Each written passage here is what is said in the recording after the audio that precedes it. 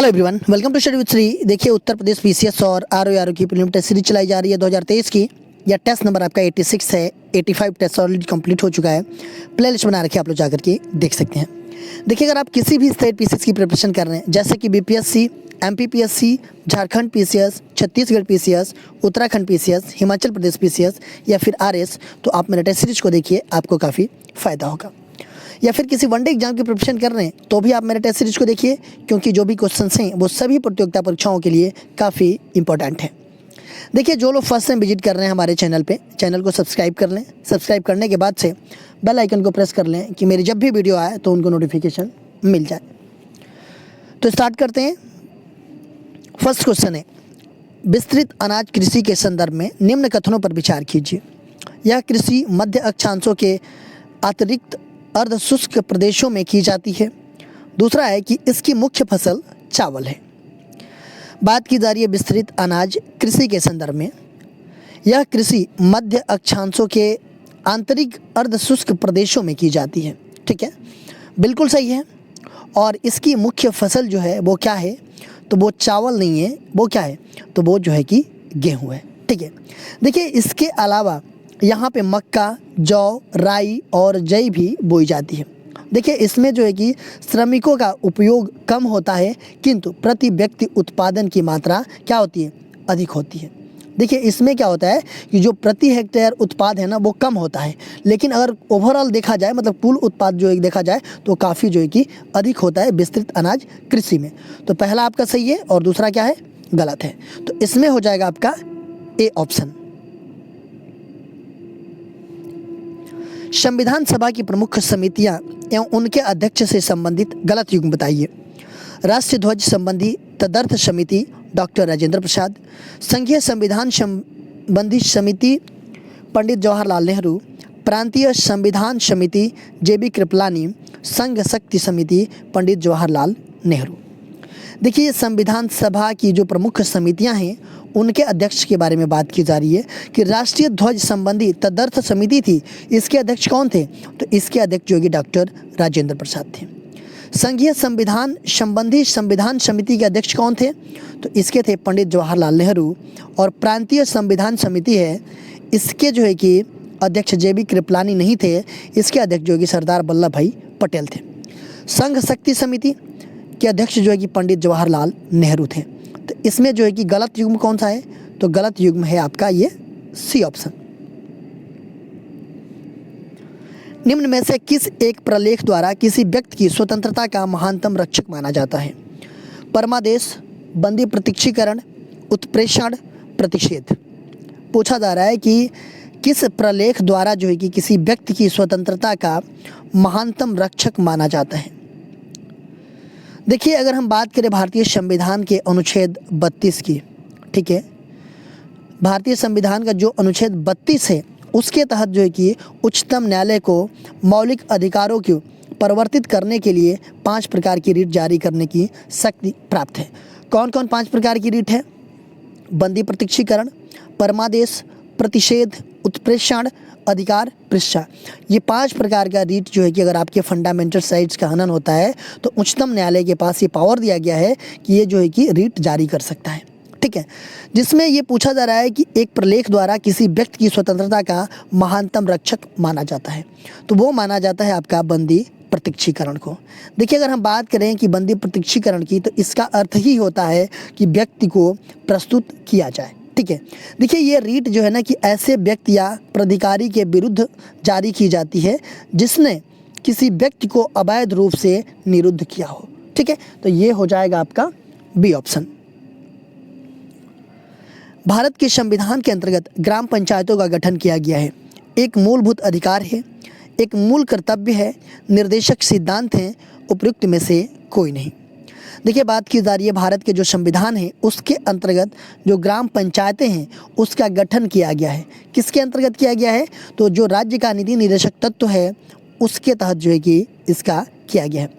देखिए, अगर हम बात करें राज्य के नीति निर्देशक तत्व की, तो ये भाग 4 में अनुच्छेद 36 से लेकर के 51 तक इसका वर्णन किया गया है। उसी में जो 40 अनुच्छेद है अनुच्छेद 40 है उसके तहत जो है कि यह प्रावधान किया गया है कि राज्य ग्राम पंचायतों के गठन के लिए कदम उठाएगा और इन्हें इतने अधिकार और शक्ति प्रदान करेगा जितने से वह एक स्वायत्त शासन की इकाइयों के रूप में कार्य कर सकें। तो ये हो जाएगा आपका सी ऑप्शन। गलत युग्म बताइए। कालिंजर मेला बांदा, झूला मेला वृंदावन, कंस मेला अयोध्या, श्रृंगी रामपुर मेला फर्रुखाबाद। इसमें से आपको गलत युग्म बताना है। देखिए कालिंजर मेला कहाँ पे लगता है, तो ये लगता है आपका बांदा में। झूला मेला ये कहाँ पे लगता है, तो ये आपका वृंदावन में लगता है। कंस मेला कहाँ लगता है, तो ये अयोध्या में नहीं लगता है, ये जो है कि आपका कहाँ पे मथुरा में लगता है, ठीक है। और श्रृंगी रामपुर मेला जो है कि कहाँ पे है, तो ये आपका फर्रुखाबाद में लगता है। तो गलत कौन सा हो जाएगा, ये सी ऑप्शन। कंस मेला कहाँ पे, तो ये मथुरा में। उत्तर प्रदेश वन निगम का गठन कब किया गया? 24 नवंबर 1974 को, 24 नवंबर 1976 को, 24 नवंबर 1978 को, 26 नवंबर 1980 को। देखिए पूछा जा रहा है कि उत्तर प्रदेश वन निगम का गठन कब किया गया। देखिए उत्तर प्रदेश में जो वन है ना, वनों को अपेक्षाकृत अधिक प्रभावी संरक्षण, परिरक्षण, विकास तथा वनोपज के वैज्ञानिक विदोहन के लिए जो है कि ये स्थानीय प्राधिकरण के रूप में उत्तर प्रदेश वन निगम अधिनियम 1974 के तहत जो है कि किया गया। कब, तो 25 नवंबर 1974 को उत्तर प्रदेश वन निगम का गठन किया गया। तो ये हो जाएगा 25 नवंबर 1974। कौन सा है, सॉरी 24 नवंबर 1974 को, ठीक है। तो ये हो जाएगा आपका ए ऑप्शन, ठीक है। सत्य कथन की पहचान कीजिए। मंगलम सिंचाई परियोजना का संबंध केरल राज्य से है। कोयना परियोजना महाराष्ट्र से संबंधित है। निजाम सागर मंजीरा नदी पर है। उपरोक्त सभी कथन सत्य हैं। इसमें पूछा जा रहा है कि सत्य कथन की पहचान करना है आपको। देखिए मंगलम सिंचाई परियोजना जो है ये कहाँ पे है, तो ये आपका केरल राज्य में है, ठीक है। कोयना परियोजना ये कहाँ पे है, तो ये आपका महाराष्ट्र में है। और निजाम सागर जो है ये आपका मंजीरा नदी पर है। तो ये भी सही है, ये भी सही है और ये भी सही है। तो ये हो जाएगा उपयुक्त सभी कथन सत्य हैं। डी ऑप्शन आपका सही हो जाएगा। भारत का सबसे महत्वपूर्ण रॉक तंत्र है कुडप्पा तंत्र, धारवाड़ तंत्र, गोंडवाना तंत्र, विंध्य तंत्र।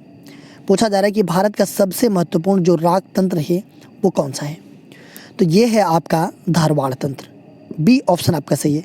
देखिए भारत में सबसे महत्वपूर्ण रॉक तंत्र धारवाड़ है, ठीक है।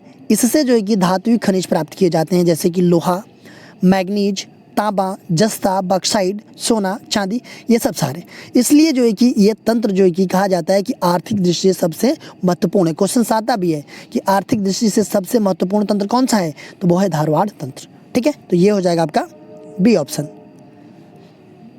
निम्न में से कौन सा युग्म सही सुमेलित नहीं है? केंद्रीय कॉफी अनुसंधान संस्थान कुर्ग, टिड्डी चेतावनी केंद्र जोधपुर, जूट कृषि अनुसंधान संस्थान बैरकपुर, केंद्रीय कृषि अनुसंधान संस्थान। पूछा जा रहा है इसमें से कि कौन सा युग्म जो है कि सही सुमेलित नहीं है। केंद्रीय कॉफी अनुसंधान संस्थान कहाँ पे है, तो ये है आपका कुर्ग में, ये कर्नाटक में पड़ता है। टिड्डी चेतावनी केंद्र कहाँ पे है, तो ये जोधपुर में राजस्थान में पड़ता है। जूट कृषि अनुसंधान संस्थान यह है बैरकपुर में वेस्ट बंगाल में पड़ता है। और केंद्रीय कृषि अनुसंधान संस्थान कहाँ पे है, तो ये भुवनेश्वर में नहीं है, ये है आपका पोर्ट ब्लेयर में। तो ये हो जाएगा आपका डी ऑप्शन। बृहद हिमालय में पाई जाने वाली प्रमुख चोटियों में निम्न में से सबसे ऊंची चोटी कौन सी है? धौलागिरी, नंगा पर्वत, नंदा देवी, कंचनजंगा। देखिए पूछा जा रहा है कि जो बृहद हिमालय है उसमें पाई जाने वाली प्रमुख चोटियों में से निम्नलिखित में से सबसे ऊंची चोटी कौन सी है? बृहद हिमालय में। देखिए बृहद हिमालय में अगर हम बात करें तो बृहद हिमालय में पाई जाने वाली सबसे ऊंची चोटी है आपका माउंट एवरेस्ट, जिसको सागर माथा के नाम से भी जानते हैं। इसकी ऊंचाई कितनी है?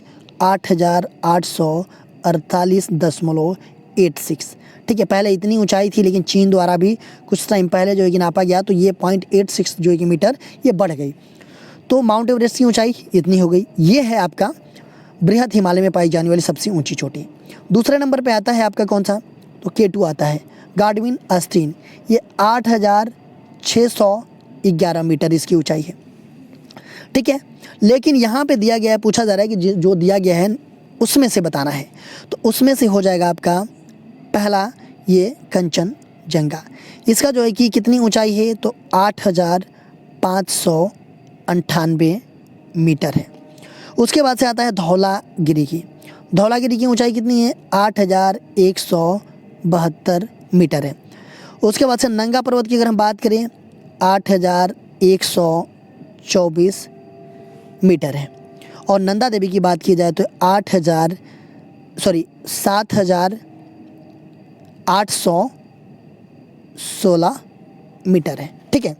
लेकिन यहाँ पे तो बृहद हिमालय में पाई जाने वाली सबसे ऊंची चोटी है आपका माउंट एवरेस्ट। ठीक है, माउंट एवरेस्ट इसमें है नहीं, तो ये हो जाएगा आपका ये कंचनजंगा। गलत युग की पहचान कीजिए। कंबट घाटी तमिलनाडु में, चुंबी घाटी सिक्किम में, जुकू घाटी मिजोरम, चंबा घाटी हिमाचल प्रदेश। इसमें आपको गलत युग बताना है। देखिए कंबम घाटी ये कहाँ पे है, तो ये आपका है तमिलनाडु में। चुंबी घाटी ये कहाँ पड़ता है, ये सिक्किम में पड़ता है। जुकू घाटी ये कहाँ पे है, तो ये मिजोरम में नहीं है, ये नागालैंड में पड़ता है। और चंबा घाटी है आपका हिमाचल प्रदेश में। तो गलत कौन सा है इसमें, तो गलत है आपका सी ऑप्शन। विश्व के महत्वपूर्ण पतनियों उनके देश का गलत युग बताइए। Fremantle Australia, Santos Brazil, Lisbon Portugal, New Orleans Mexico.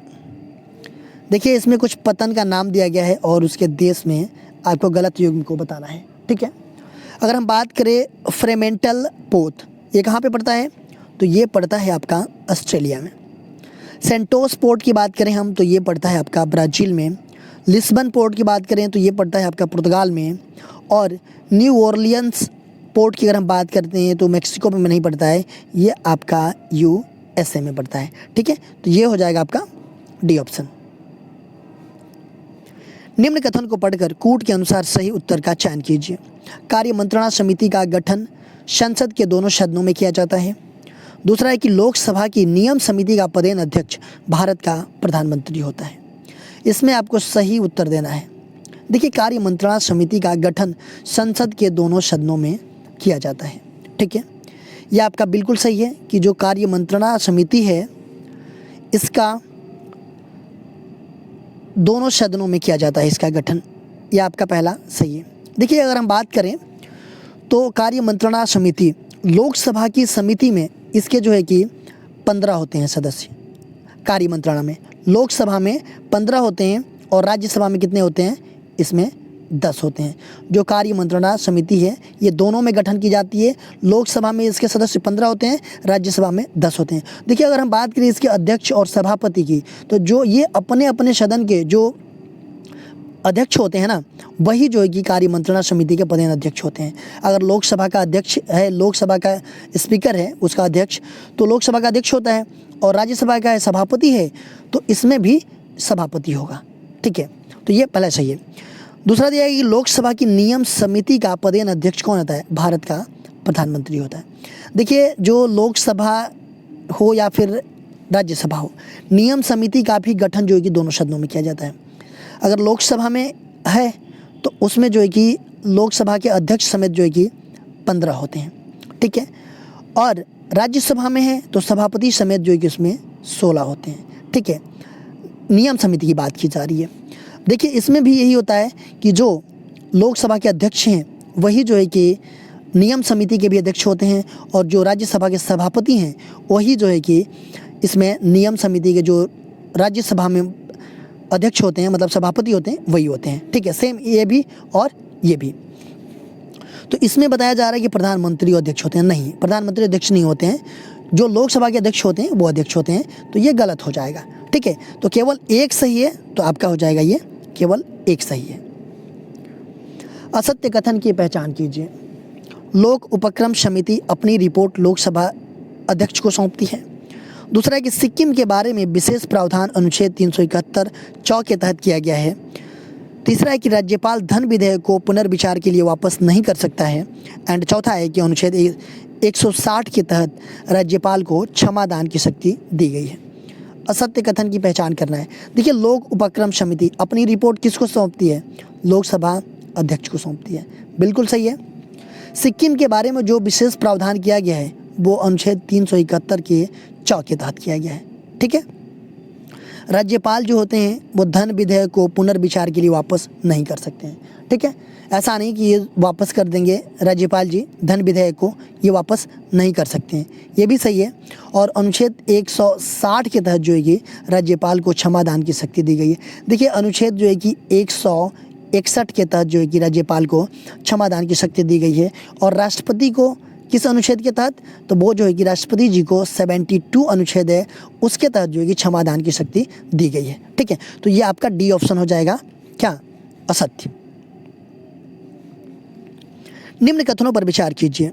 Uttar Pradesh किसान सभा की स्थापना 1918 में मदन मोहन मालवीय, इंद्र नारायण द्विवेदी एवं गौरी शंकर मिश्र के नेतृत्व में की गई। दूसरा है कि कांग्रेस का 5वां अधिवेशन जॉर्ज यूले की अध्यक्षता में इलाहाबाद में 1888 ईस्वी के दौरान आयोजित हुआ। देखिए, उत्तर प्रदेश किसान सभा जो है उसकी स्थापना जो हुई थी 1918 में हुई थी और उसमें मदन मोहन मालवीय जी, इंद्र नारायण द्विवेदी जी और गौरी शंकर मिश्र जी के नेतृत्व में उत्तर प्रदेश किसान सभा की स्थापना की गई थी। कांग्रेस का जो 5वां अधिवेशन था वो जो है कि लिखा गया है कि जॉर्ज यूले की अध्यक्षता में इलाहाबाद में 1888 में आयोजित किया गया था। देखिए, जो जॉर्ज यूले की अध्यक्षता में इलाहाबाद में 1888 के दौरान जो आयोजित किया गया था वो था आपका 4था अधिवेशन था कांग्रेस का। ठीक है, 5वां नहीं था, तो ऐसे ही ये गलत हो जाएगा। अगर हम 5वें अधिवेशन की बात करें तो 5वां अधिवेशन जो था वो जो है कि 1889 ईस्वी में मुंबई में विलियम वेडरबर्न की अध्यक्षता में किया गया था। ठीक है, तो ये जो यूले जी की अध्यक्षता में था वो 4था था, तो ये आपका गलत है और पहला सही है। तो इसमें हो जाएगा केवल एक सही है। निम्न कथनों को पढ़कर कूट के अनुसार सही उत्तर का चयन कीजिए। भारत में राष्ट्रीय आय समिति का गठन 1949 में किया गया था। दूसरा है कि मौद्रिक आय में तात्पर्य चालू कीमत पर राष्ट्रीय आय से है।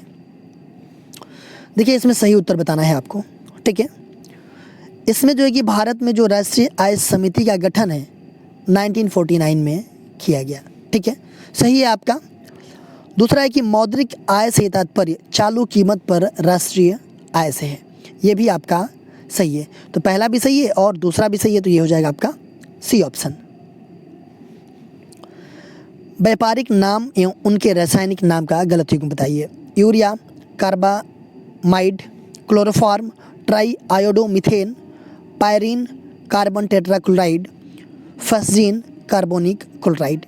देखिए, कुछ व्यापारिक नाम हैं और उनके रासायनिक नाम हैं, उसमें से आपको गलत युग्म बताना है। अगर हम बात करें यूरिया की तो यूरिया का रासायनिक नाम क्या है? तो कार्बामाइड है। इसका फार्मूला क्या होता है?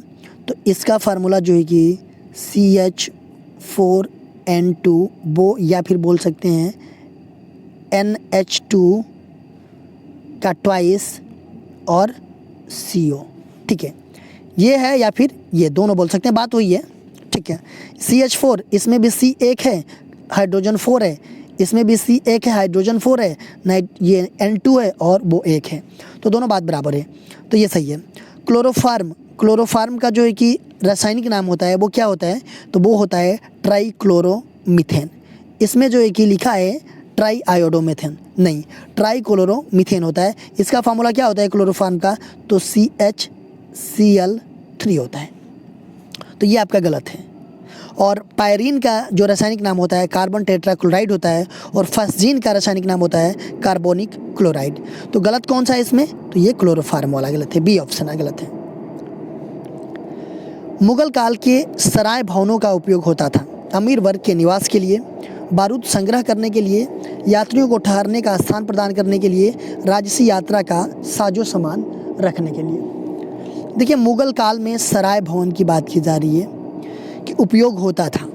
ठीक है, तो देखिए, मुगल काल था, जो सूरवंश के शासक जो शेर शाह सूरी जी थे उन्होंने 1700 ईस्वी में सरायों का निर्माण करवाया। ठीक है, और ये सराय जो थे ना मुगल काल के, तो ये जो प्रमुख मार्ग होते थे उनमें जो है कि थोड़ी थोड़ी दूरों पे ये जो रहेगी सराय भवनों का निर्माण करवाया था। क्यों? क्योंकि उसमें क्या होता था कि जो व्यापारी होते थे या यात्री होते थे वो जो है कि ठहरते थे। ठीक है, मान लीजिए चल रहे हैं तो कुछ टाइम बाद उनको अगर थोड़ा सा रेस्ट करना है तो वो ठहरते थे, और उसमें वो अपना सामान भी काफ़ी दिनों तक, मतलब ज़्यादा दिनों तक सुरक्षित रखा करते थे वो। तो वो क्या था कि राजसी यात्रा का साजो सामान नहीं, सॉरी, ये जो है कि यात्रियों को ठहरने का स्थान प्रदान करने के लिए था। तो ये हो जाएगा आपका सी ऑप्शन। ठीक है। मलफूजात किसके कथनों का संग्रह है? अमीर वर्ग, राजा, सूफी संत, भक्ति संत। पूछा जा रहा है कि मलफूजात किसके कथनों का संग्रह है? तो ये है आपका मलफूजात सूफी संतों के वचनों का ये संग्रह है। तो ये हो जाएगा आपका सी ऑप्शन। देखिए इसमें जो है कि उबूदियत, शरीयत, तरीकत, मरिफत, हकीकत, फना व बका आदि के बारे में जो है कि बताया गया है। तो ये हो जाएगा आपका सी ऑप्शन। पुरंदर की संधि जो 1776 ईस्वी में मराठों का प्रतिनिधि कौन था? सुखाराम बापू, माधवराव, नाना फडणवीस, इनमें से कोई नहीं।